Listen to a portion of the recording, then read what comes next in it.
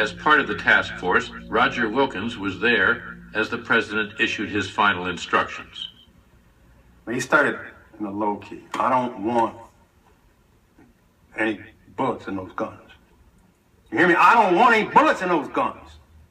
You hear me, John? I don't want any bullets in those guns. I don't want it known that any one of my men shot a pregnant Nick. And he looked at me and his face got red. I was the only black in the room. Well, I did no bullets in the guns. But he was clearly embarrassed. Everybody in the room was embarrassed. So then he told us to go home and pack and get an Air Force plane to go to Detroit. And as we were leaving, he called me and he said, come in here, Roger. And I went into his office with him. And he didn't say anything. I mean, I knew he wanted to say, I didn't mean to say nigger, but he meant to say nigger. And I knew he wanted to say, I apologize. He didn't know how to say it. And so he walked me over to the French doors that went out to the Rose Garden, and it's the area where Eisenhower had his putting green.